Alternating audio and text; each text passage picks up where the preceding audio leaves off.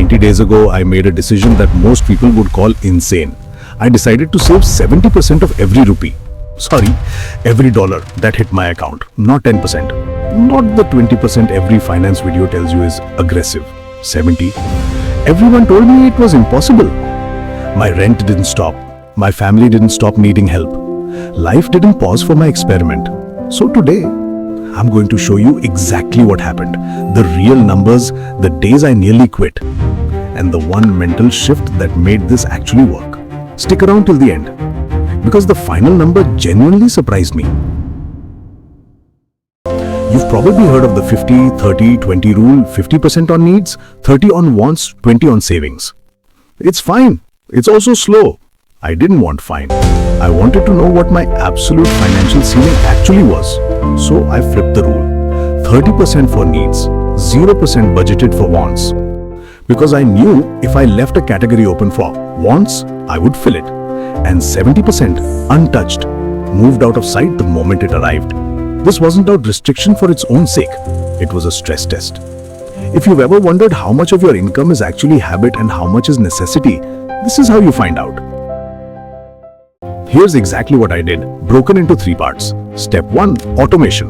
The moment my income landed, 70% moved automatically into a separate, harder to access account.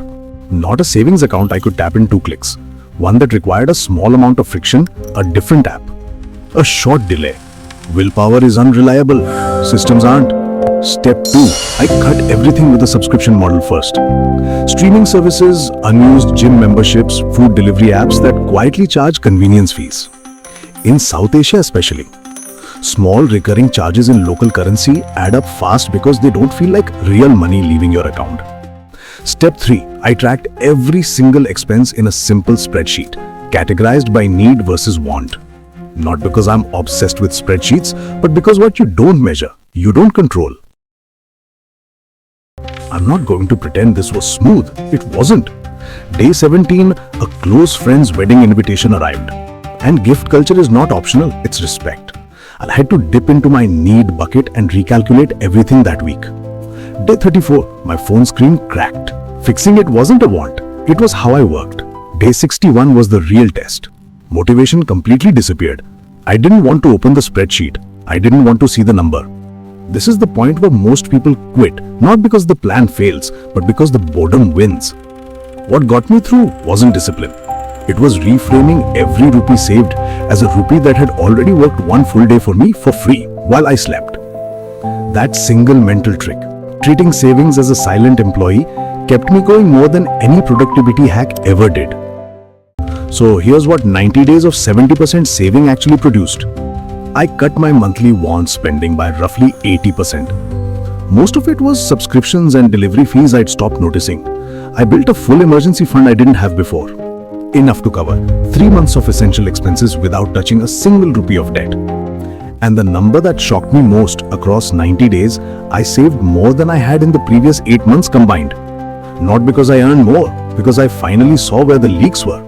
But here's the part nobody talks about. The money wasn't actually the biggest result. The biggest result was knowing my real number. The absolute minimum I need to live and the absolute maximum I can save under pressure. That number is now my baseline for every financial decision I make. If I did this again, I wouldn't run 70% for 90 straight days. I'd run it for 30, then step down to 50 for the rest. 70% isn't sustainable long term, and it's not supposed to be. It's a diagnostic tool, not a lifestyle. Use it to find your ceiling, then settle somewhere realistic below it. For most people, that's 30 to 40%. Once the fat is already cut, you don't need to save 70%. Most people shouldn't, but everyone should know their number. The one that tells you what you're actually capable of when you stop making excuses. If this pushed you to even check your bank statement today, that's a win. Try 1 week, just 7 days. At 50%, and tell me in the comments what you find. I read every single one. If you want the exact spreadsheet template I used to track this whole experiment, it's linked below. Subscribe if you want the follow-up video, because next month I'm testing the opposite experiment. Spending with 0 restrictions for 30 days to see what that number looks like. See you in the next one.